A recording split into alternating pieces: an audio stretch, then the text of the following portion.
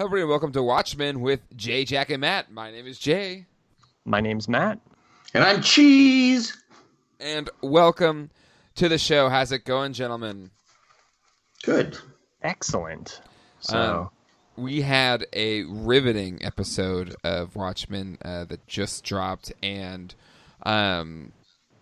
just blown away by it. Blown away by the story, blown away by the acting, and just blown away just seeing and having, talked about and documented, Damon Lindelof's career for over 15 years, or coming up on 15 years. Just seeing how, his work and the teams that he leads to put these shows together, and seeing that evolution, and seeing it all come to, together to kind of make this show and this episode happen, is a really cool sight to see.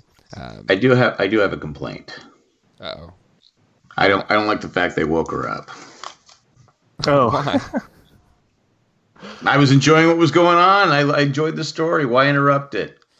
Yeah, just a backstory and something that I just did not see coming, that Will Reeves was, hooded justice. And it just tied in so well, this character that I think we all thought we knew. It wasn't that much of a, present, not a main character, I guess. It was, on the original Minutemen, but just getting that backstory and how it ties into Angela's story, and how it ties into the greater Watchmen story, and to how this season opened up, and just everything was so interwoven. And how he was able to hang Judd. That too. It was just, I don't want, perfect's maybe not the right word, because nothing's truly perfect, but man, it just connected everything so well and kind of caught us up to the present, to where, we're going to take it for these 3 episodes that are left after this one. And dang, just kind of in awe, jaw dropped, fantastic work. That's my initial just take here. What about you guys? Go ahead, Matt. Well, I had seen the preview last week for this episode, and I gotta say, the preview, I was kind of like, I don't know, this looks kind of like drug trippy, and I don't know if that's ever really landed for me in other shows, and I don't know how they're gonna pull this off. I hope it's not just all a dream sequence and nothing makes sense. Oh my gosh, I can't be so happy to be wrong about my preconception of that trailer, because this episode was masterful. It really, as Jay mentioned, it pulled all of these threads together in a really tightly woven noose, and you can hang your hat on it. Oh, it was so good. So I loved it. I don't know if I can top those jokes, Matt. Oh man, very punny, very punny. Hey, not as punny as Master Jay over there with his puns before we start. So yeah, well, at least Jay was smart enough to do it before we started. There's nothing wrong about my joke. But just, they were great. All right, what did you? Sure, you put the audience to sleep. Okay, what did you think? No one's driving. I thought it was fantastic. I just thought, like I said, it starts off with her. It just Angela tripping is what I wrote, and it was what I thought it was going to be when I saw the previews. This is what I thought it was going to be. I mean, I don't know if I thought it was going to be this fantastic, but I thought it was going to be the backstory of what was going on, and I just was like, wow, this is fantastic. Well, and again, and 1 second too. It also, there was a couple twists. Well, didn't see that coming. So it's it was a great episode. Yeah, and just the first episode opened up with the Tulsa massacre, but even the probably his inspiration for Hooded Justice, the Oklahoma marshal. But just every piece woven in, and then while she was living in it, because she took the nostalgia, but just the trauma of the Tulsa massacre, and how it kind of influenced his decision making, and how they tied that into where it was in black and white, but when those moments of the Tulsa massacre was kind of hitting him, they did it in color and it was there. Right. And just some beautifully shot scenes, like when he's telling the story about, you know, how he met his wife. So again, there was like that little girl that he, you know, found after that car crash and looking at Tulsa burning. It was actually who ended up being his wife. Which I did not see coming. No, like, yeah, that was like... Can we just say, though, a little weird, though? Like, if I raised another child, like, I mean... Did he raise her? I guess maybe they was only like adopted, but... He was only like 8 or 9 himself, right? 6 or 7? 8 or 9. He was like 5 or 6. Yeah, so he didn't raise her. I mean, they might have lived together. All right, even if they're adopted, okay, it's a kind of a brother sister thing going on there. I'm just saying it's a little weird, but you know what? I thought it was a lovely moment. I'm not going to trash it. Hold on, you host Owen and Bruce Barbecue, where you know you have Luke and Leia, you have Padme and Anakin. All right, so like, really, you're gonna start picking that on this one? I'm just saying that it was a little weird of a relationship, and maybe it, I don't know. You don't know the whole story. Maybe they like got separated and they get maybe. So and obviously there was a big huge reveal here that William is gay.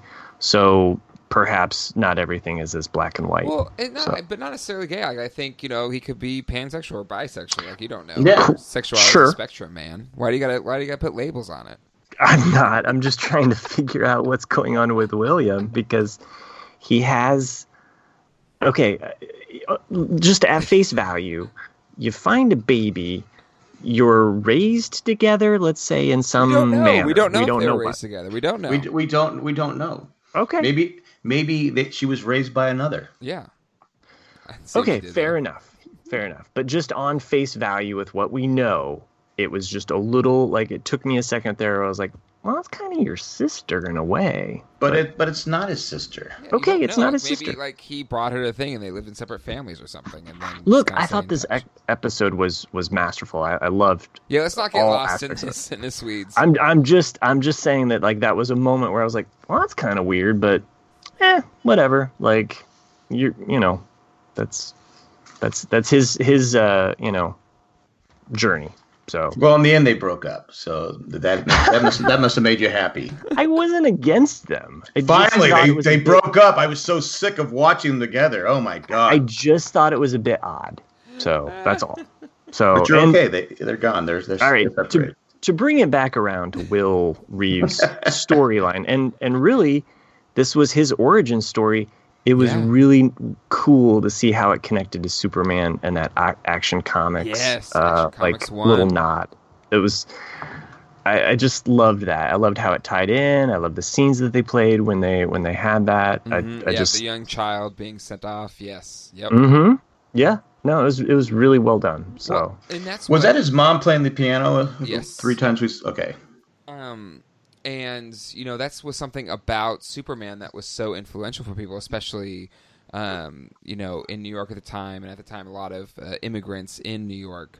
And, you know, Superman's, you know, out of an immigrant story. Like, he's an alien that came into, it's an adopted, you know, America as his, you know, home and defended it and everything like that. And just seeing how it kind of tied into the real world for Will Reeves and how it was Hood of Justice. And another thing, just how this episode tied a lot of stuff together with the American Hero story, or the story of the Minutemen, and how that's kind of been just this kind of periphery story that's kind of being shown throughout with this TV show that they're watching. And it opened up with this sequence, you know, him beating up these FBI agents because, you know, Captain Metropolis is also sleeping with J. Edgar Hoover, which is an interesting, you know, bit there. But after actually getting to know the real one, I could kind of see that, because he's kind of a D bag, so to speak, from my perspective.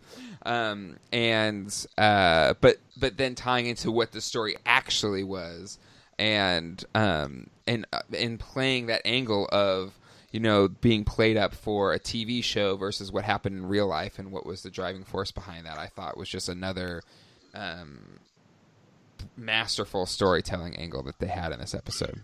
there was another time between Superman and this episode too. That Matt might not like it. That Clark Kent grew up with Lois Lane in the same house. It's not well known, but that it is out there. So I didn't want to freak Matt out, but is it different because he's Superman? She falls in love with Superman, not Clark Kent. So I think it's okay. I think it's seriously. Okay, you're gonna just drag me through this entire podcast about how it just seemed weird, and I know I'm not the only person out there that was just like, But that's not why I'm here to talk about this. I mean, Will at one point was in a phone booth. Superman, you always change in a phone booth, right? All right. Well, this episode was called "This Extraordinary Being," and I love. We haven't talked about this, but every episode has a really great title setup where it shows Watchmen, whether it's on a typewriter or in the fields or a radio, you know. So there's been a lot of different illusions, and this one was cool because it had the yellow Watchmen with smoke turned to purple Minutemen. And that idea of generations, perhaps, and the idea that Minutemen existed in this period of time. You have Watchmen existing in this other period of time. And now we have kind of a new Watchmen existing in the 2019 era. So just a way to kind of keep that legacy thread going throughout these different iterations of these characters. So I also like how the Minutemen story, or the what is it's called, American Hero story. I like how it kind of is a bastardization, we'll say, of the actual events. It's not completely true, and I like how they've played that out. So, including, and I know we jump around in this kind of instant reaction, so I'd like to kind of jump to the grocery store fight scene, which took me back to what we've already seen for the Minutemen. Yep. Just told from a different perspective, and the fact that he was not completely heralded as a hero in that moment, even though I loved every minute of that. That fight scene that led up to that in the grocery store was perhaps one of the most satisfying fight scenes to watch since watching The Mandalorian, Chapter 3. Chapter 3, man, so good. Yeah. But yeah, and there is something, and it's, and maybe it's just, why people, or there is this romanticism of vigilantes, but since they are kind of outside of the law and don't have to follow the rules or whatever, there is this element in just seeing him just beat up these Ku Klux Klan and kind of just take these people on by himself because the authorities are corrupt as well. They're members of the Klan. Yeah, and was just, I don't know, maybe I'm a sadist or whatever. I was like, it's like, yeah, shoot that guy. He's a jerk. Like he deserves it. It's a visceral reaction. Like when both times I think when we see him, actually donning the mask for the first time. Although he really kind of, when he dons the mask the first time, he basically breaks up an alley mugging, which was very a la Batman, right? Well, he was coming home from almost being hanged. True, but basically trying to silence him. Yeah. But I'm just saying that's where the costume. Which again, like that was just just brilliant writing where, and again, I'm not a Watchmen expert, but I read the comics and I know of Hooded Justice, and the costumes. I was like, okay, I guess it makes sense. He's bringing justice. That's way as the news. And then they even kind of mentioned it in the TV show American Hero Story, and then in this, like, it actually just gives such a whole greater meaning to why Hooded Justice dresses the way he dresses, and it's just like just a brilliant backstory that Damon and crew added to this character, because they took a character that we knew kind of from the Watchmen lore, and they gave it so much more depth and breadth. and tying it with this racist undertone was just brilliant. I mean, I never really cared too much about Hooded Justice, Yeah. but all of a sudden it's like, wow, like what He's a great my favorite. Well, I mean, it really brought him into the foreground of Well, it was a great story. I mean, great backstory. yeah.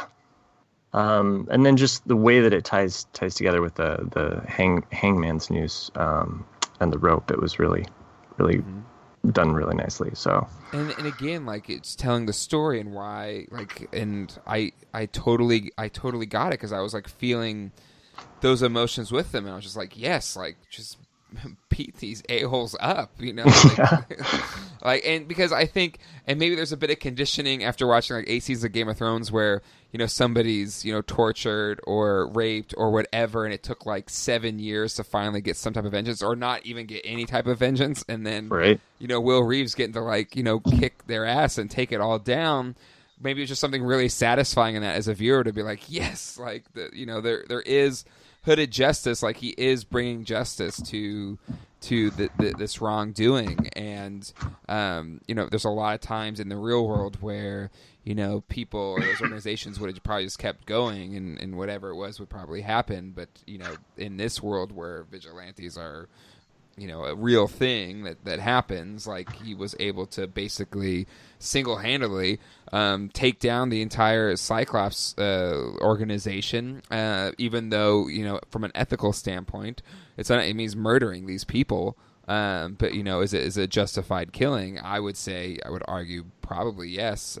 Could I do it? No, but from him and where he's coming from, like he's a good shot. Yeah. And yeah, it was incredible. It was so arresting and moving. Like he was standing out there over the factory as it's completely burning down and everything. It was insane. I did want to mention, or piggyback onto what you said there about him taking on the Cyclops organization, and we'd like to believe that he stops them, but there is the Cyclops symbol in the previous episode. So when sorry, we've spent so much time with these other characters that I'm trying to shift gears back to Wade's character. When he enters into that warehouse, there is a symbol very similar to the Cyclops symbol that we see painted on one of the doorways. So it's very brief, but it's there. Okay. So perhaps Cyclops has not completely gone away. Or if you're like a student of history, like even things will influence other things, or even how 7th Cavalry have kind of taken on a lot of the same monikers of the Ku Klux Klan. So it would make sense you're right. Maybe they just took the symbol. I mean, there's a lot of people that wave certain flags these days where you're just kind of like, really? So yeah, perhaps it's just the symbol and it doesn't connect. But also, Matt, I think you're right. Like it's a Damon Lindelof show. Like I don't think anything's going to be arbitrary, or you shouldn't think anything's going to be. It's there for a reason. Yeah. So. I also wanted to point out that the squid is a Cyclops. Yep. So. So is Ozymandias part of this? What's that now? Ozymandias. What's his role, or just is that a coincidence? I think not. But then again, like the mind control thing, and then how that ties into how 110-year-old whatever Will Reeves was able to get Judd to hang himself. Like I just did in my mind, like every permutation of how that could have gone down. That's not how I would have thought it would happen. But it was like, that makes perfect sense. Like it didn't seem far-fetched or anything. I thought because we saw him look a little younger, that maybe he had and the whole thing with is that how he's able to, is he hypnotizing himself with so he can stand the heat, the hot water and stuff like that? No, there's probably something else there. So there's just something else, maybe the pills or something else for that? There's something genetic going on that's been done to him that's, I think, allows it. Because especially he's looking younger and he's able to walk. Like there's some type of age reversal thing that Lady. That's how I thought he hung Judd, but I never thought Judd was going to hang himself. Yep. And then we get the answer. Like, Matt, another one of your thoughts and original theories was confirmed here with Judd's grandfather. It's his Ku Klux Klan outfit. Oh, yeah. Yeah. I just thought that was kind of accepted as fact.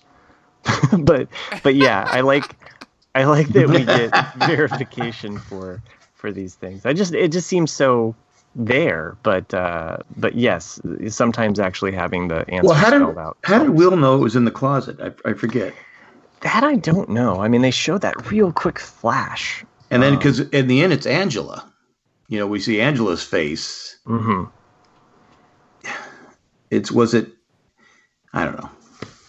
Well, there's still more there that has been. I mean, it jumped from, that was what pre-World War II, around World War II. Like what Action Comics 1 was 38, 39. Plus they had the Nazis and everything like that. So right. So yeah, around then it kind of jumped from there to the present. So there's still a lot of timeline there. And from what the previews maybe show, we'll probably get more of maybe getting that timeline caught up, especially with more of Angela's backstory. That we might fill in some more of those gaps. So that answer could be there, or it may just isn't there. I don't think it's necessarily needed for that story. Well, but it bothers me though. What bothers you? What he did? How did he know that it was in there? I mean, oh, yeah. Well, unless it was Angela speaking through. I don't think so. I don't think that you can transfer. I think it's just like memories. Yeah, I know. I just was wondering if it was just. I don't know. I was trying to figure it out because I was like, wait a minute. How did he know there was a... I was asking myself questions, and I said, I don't know. I would like to know the answer. Well, I really liked... Okay, so it takes place in black and white, and we get these little color nods to, like they punctuate, these little color moments punctuate. Very similar to, and they referenced it in the previous episode, which was Schindler's List. And at least in this universe, Spielberg made Pale Horse, which uses that same idea of the black and white with color that punctuates something really important or emotional. And I felt like they really played that up in this episode with all of those moments of like either the red light or his mom being in the background. So, yeah.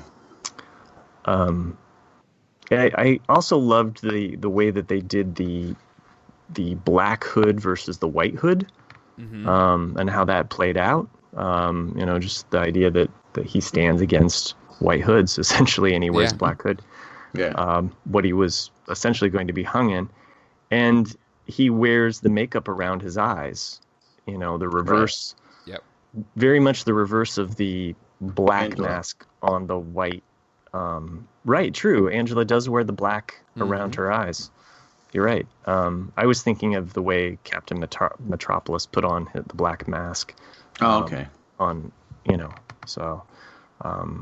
But yeah. Can we say screw Captain? Well, yeah, but sure. Just he can go to hell. Like what?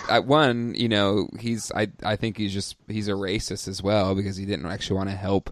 No, it was all commercial. Yeah, Will Reese money. But he was saying like, well, I'm not going to get in or get us involved in solving your own people's whatever. And it's like, dude, screw you. And then also because it was, you see where he has the they're sponsored by the bank. Yeah. If they did that, they would lose sponsorships. Well, exactly. It's just it was about the money. Well, he unveils that dollar bill with a beaten black man as a crook. Yes. Mm-hmm. So very poignant there. And he basically just kind of steps over what he wanted to say, and immediately starts talking about Moloch and the deadly solar weapon, which I just think is kind of a funny idea that perhaps in the past they battled Moloch and this deadly solar weapon, and every 20 or 40 years they have to battle somebody with a super weapon. So there's a couple other pop culture references. I don't know if you guys picked up on some of the little things in the background, or I'll just read them off then. Go ahead. We see that his wife June comes home with a book for her son called "The Wizard in Oz." It's Dorothy and the Wizard in Oz book, and so obviously a favorite nod of Damon's to put Wizard of Oz related things in his shows. He's been known to do it once or twice. Yeah, a couple times, right? But I love that too because this was all in black and white as opposed to in color. So I think it's kind of neat that was in there because that movie's famous for going from black and white into color. To color, yeah. Yeah, good point. The movie that was playing in the theater was called The Secret Life of Walter Mitty, which has to do with a person daydreaming that they are another person. So that idea of living dual lives, so I thought that was kind of a interesting nod to the theater, and I guess just even that thought of William entering into the theater, and something that we kind of began his origin story in a theater. Yep. Returning to the theater and then kind of following that thread, the idea of the film projector being a weapon. Mm-hmm. So really, really cool how they tied that together. So, Captain Metropolis, what a jerk. The salt, he tells him literally, for verbatim here, I wrote it down, solve black unrest on your own. Yeah. What? Yeah. Yeah, go ahead. Solve poverty on your own, too, while you're at it, and social unrest and, famine, if you could do that. So, anyway. GFY, Metropolis, GFY. Right? Well, you see, the whole show is basically, it was about racism, so it just, he couldn't, to do that would be risking his sponsorship, and he wasn't going to do it. Yeah. Couple other pop culture references. Some of the songs, at least two of them, I Don't Want to Set the World on Fire, and what was the other one? I had it written down here. Sorry, can't find it. Oh, We Three. Both songs were sung by the Ink Spots, so little nod there to Rorschach, perhaps. But great songs in and of themselves. But the fact that they did decide to choose the ink spot versions of those songs, I thought was interesting. As well as the Smoke Gets in Your Eyes by Dinah Washington. So I didn't get the who sang the last song, Living in the Past. So I'm not quite sure who sang that one. But anyway. Well, thank you for that list of songs, man. Sure, yeah. Well, it's what I do when I'm taking notes. I'm like, sure, we should have got that last one though. Well, that's okay, I guess.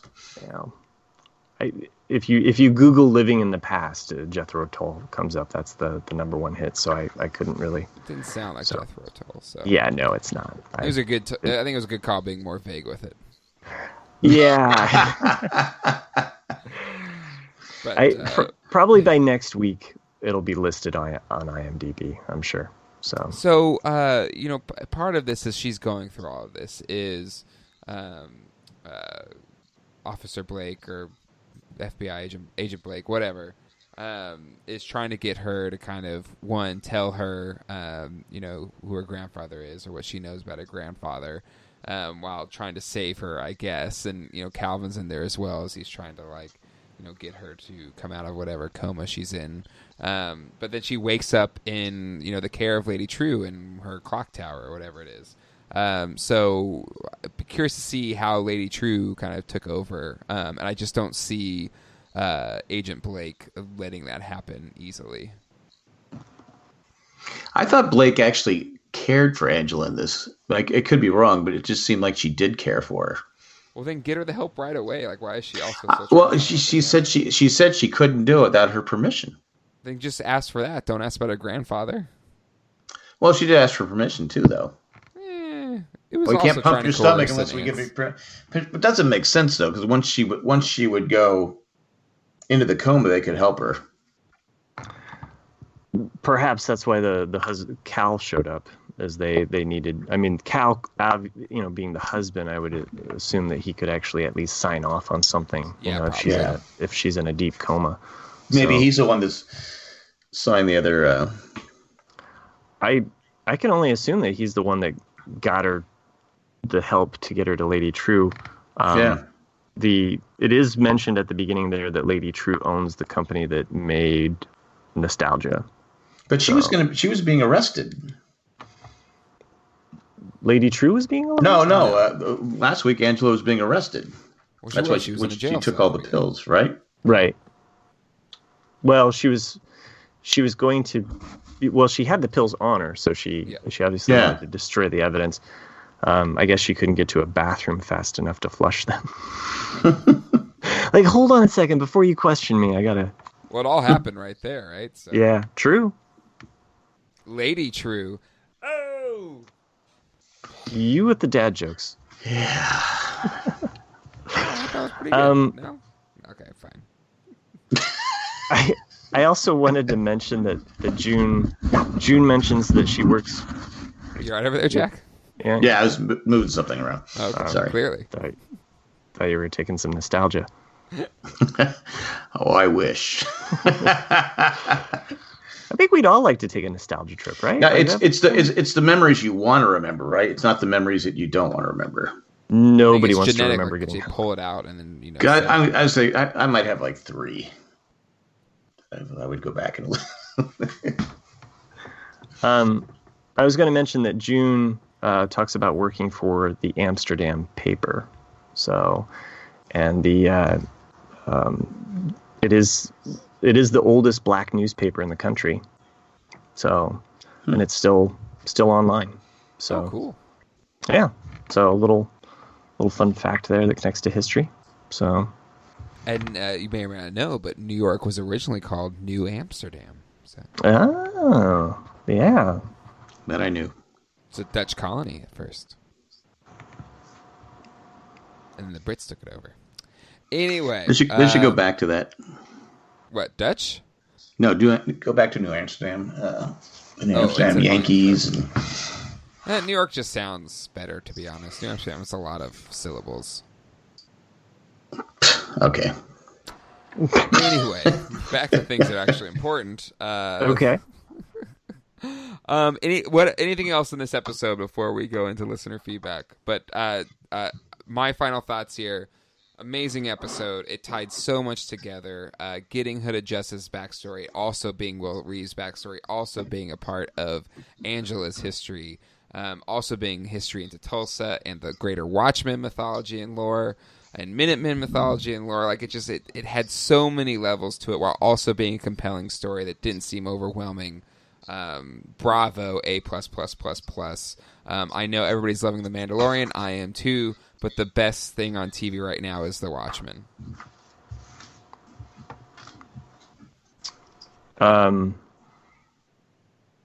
Yeah, I don't know what to say about that because I love both shows equally. I learned that Angela is the same age as me. She was born in 1976, so she's 47. No, she is not. She is 43. Okay. Yeah. So you're not the same age. In your mind, Jack. In your mind. But anyway, I just thought that was cool. She's a bicentennial baby. So, yeah, I loved this episode. The Cyclops thing also reminded me of "Oh Brother, Where Art Thou?" If you've watched that, there's the whole Klan imagery in that movie, and I believe it's John Goodman's character that ends up becoming like basically one-eyed and a Cyclops. So he gets his eye. I think he gets his eye poked out or something like that. It's been a while since I've seen that movie. But can you shoot it with a BB gun? No, I think it's a little bit more intense. Okay. But that idea of the Klan and it relating to this idea of the Cyclops, because "Oh Brother, Where Art Thou" is basically a retelling of Homer and the Odyssey, and the Klan and the whole Cyclops thing comes into being with John Goodman's character. But anyway, that's a whole other thing.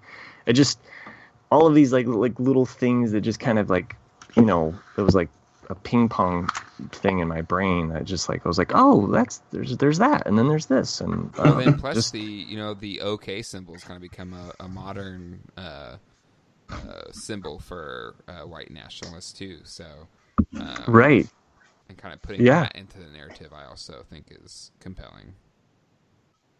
Really powerful stuff throughout, and I loved all of the crazy like improv jazz like drum solos that they kept like whenever there was like some serious action or psychological like heaviness occurring, they'd always like throw in those drums. Which is a feel of was it Birdman? Oh, did they do that in Birdman? Yeah, is it what, Michael Keaton? Yeah, I guess I didn't. Never saw it. No, it's good. It's very good. Yeah, I like Michael Keaton. I don't know. I never saw it. Well, this was definitely a mesmerism for the masses. So I really enjoyed this episode a lot. So might be my favorite of the season so far. It's by far my favorite. Yeah. Yep. And they've all been good, but this one was just all by itself. Jack, your final thoughts? Well, I just gave them, but that's okay. I can do it again. More. Well, yeah, but to me, it had. I think was it 3 twists that I didn't see coming, which it's always. Anytime a TV show can do that when you don't see it coming, that's great. And like I said, it was just kept my interest from start to finish. It was a fantastic episode. All right. For a series, it's like I said, it's been good from the start, but this one was by far and away it's the best episode. Agreed. All right, well, that is what we thought about this episode. Now it's time to see what you all thought with some listener feedback. But before we get to that, we're going to take a quick commercial break. Listener feedback. All right, it's listener feedback time. First up, we have a phone call, so let's go to that right now. Hello, Jack and his 2 mental inferiors. So everybody knows, every time I do this, it's a joke. I like you guys. This is my theory of the week. This is Jared from Missouri. My theory of the week is that episode wins an Emmy. That was absolutely amazing. Thanks, guys. Can't wait to hear the podcast. Bye. I can't argue against it. Emmy I love Jared from Missouri. Yeah, he's. I was thinking the same thing. I was watching. I go, how it has to at least get nominated. Well, just from again acting, story, cinematography, the writing. It's just like there was a lot to love about that episode, and I hope Jared is right. It's sad that he's so wrong. So I think he's always spot on myself, but he made 2 claims. One of them was spot on. The other one was far. You don't think it will win an Emmy? I just think one of us brought the knowledge today. Mm-hmm. Matt brings the knowledge every week. Let's just be honest. I was pretty good about it. And from what I've read in some of the comments on the Facebook page, like people are concerned that you're not making enough crackpot theories with this show. I said I'm on vacation. Jack hasn't done like good crackpot theories since I don't know. It's been a minute. Season 2 of Lost. Well, that's when you guys started. I kid. That's all right. That's okay. I mean, really, his greatest hits were from that season. In all fairness, 15 years ago. It's okay. I can deal with it. Okay.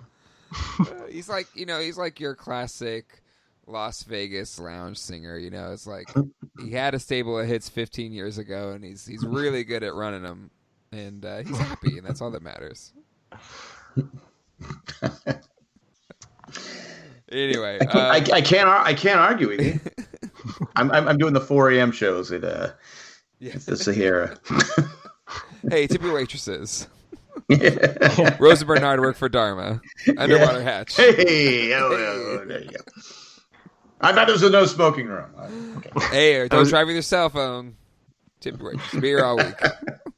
I was going to say tip your babysitting grandparents. Yeah, so. There you go.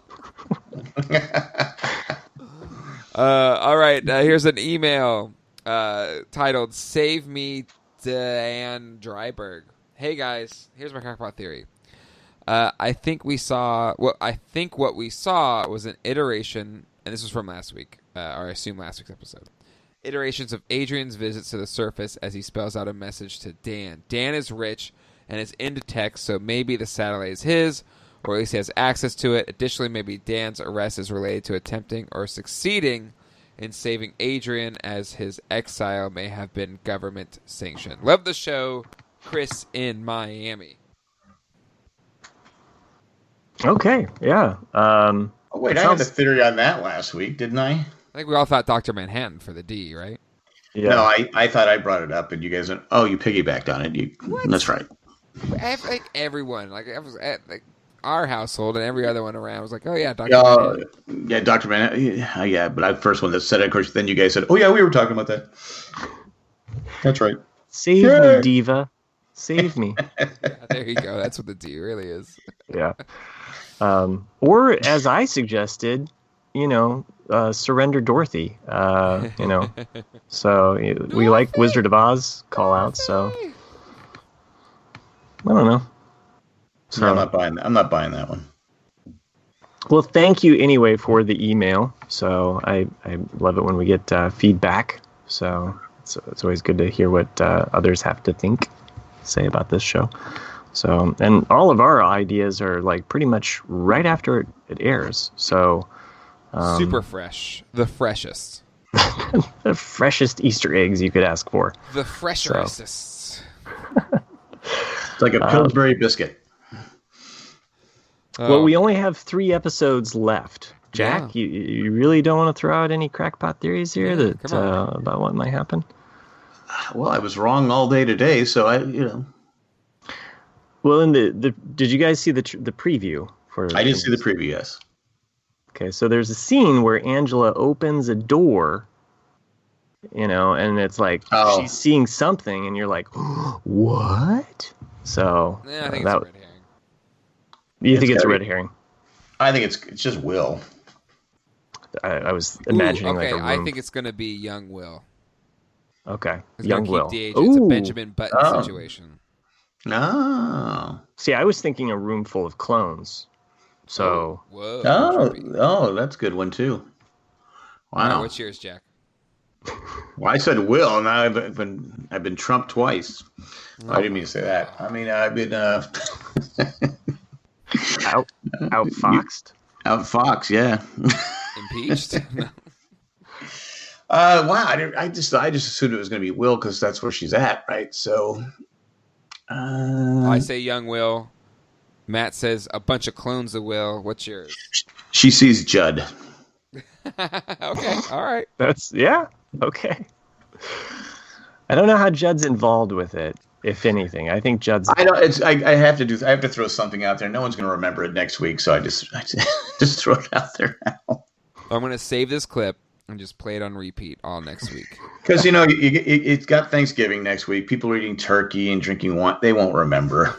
They just won't remember I ever said it. There you go. That works. All right. Well, that will do it for this week's episode of Watchmen. Watchmen? I've been able to say that today. Man, you can't edit this one out like you did at the beginning. I know. This episode of Watchmen with Jay, Jack, and Matt. Give us a call at 385-309-0311. Calling time. Also, send an email to watchmanjjm@gmail.com. Join our Facebook group. I would think we'd have more for next week from this episode, wouldn't you think? Probably, yeah. I hope so, yeah. It's one of the tough things about recording right after it airs. But again, if you call in, we usually start recording around 10:30. And we usually listen to feedback around 11, so you got time to get it in if you want to get it in. Well, people on the West Coast haven't even seen it yet. That's true. That's very They're true. like going, what's going, because they're on Twitter like, what? Join us Facebook group at facebook.com/group/Jay and Jack group. It is the Thanksgiving holiday, and the day after is Black Friday, and the Monday after that is Cyber Monday. A bunch of great deals, especially on Amazon. Use our Amazon link, jayandjack.com/Amazon, where you It's the same Amazon you know and love, but everything you buy, a small percentage of those sales will go to the Jane Jack production fold. Does Amazon have one of those cool flashlights? Maybe. I'm sure. Find it. Search it. I don't know. It might be a good thing to have. We want to thank the people that make this show possible, our patrons, especially Tack from Tokyo, Eckhart Richter, Maggie the Magnificent, Joanne with the Plan, Drake the Destroyer, and Ed. I'm like slurring today. Am I having a stroke? I don't know. Ed the Creepy Letter Carrier. We want to thank all of our patrons. You can find a full list at janejack.com. There's also a link on there to become a patron. Whether you give $1 or more a month, it all helps make these shows possible. Check out the other shows on the network right now. Dancing with the Stars. Is that still a thing? Yeah? Yeah, two more weeks to go. 2 more weeks to go. Survivor with Jay, Jack, and Colleen. Season full of, or has turned into controversy. But we are still talking about it. And broadcast is still going strong, as well as Ramblecast After Dark. We ramble on. Right and Owen and Brews Barbecue. Oh, that's right. God, yeah. Owen and Brews Barbecue. Yeah, a lot to talk about with The Mandalorian, gearing up for Rise of Skywalker. So we'll have a lot of podcasts over the next couple months. When are you guys recording this week? Monday again? Monday, yes. Who's your guest, can you say? Well, I usually leave it as a surprise. Oh, okay. So... All right. I didn't know if you want to like tease or like, ooh, make sure you tune in. Cause... Okay. So make sure you tune in for those listening. If you're watching The Mandalorian and enjoying it, our guest this week will be Ralph. So, that's a big. Well, get. that's a big get. Sure. Whoa. I'm happy. I was being serious. I'm so happy that. I guess you don't care. Wow, Ralph, if you're listening to this, I'm sorry. Yeah, I apologize, Ralph. Yeah, he's going to cut me out of his show too. So, but anyway, yes. Do you have a live chat going on when you're doing the just for the host can see? I don't think so. No, so you don't make any comments in that? No, that's only on the Ramblecast. Okay, all right, so cool. I keep that after dark. So, okay. On that note, Jack, since we're trying to finish this show, great show, kids. 1 in a Watchmen. So, or 1 in a Minutemen. 1 in a Minutemen, yeah. That was Wineman. What did you say, Jay? Minutemen. Oh, one of my messed up. Swatchmen. Swatchmen. It's from the 80s. I love a Swatch watch. I'll admit it. All right, that'll do it. We'll see you guys. Hasta luego and goodbye. Bye.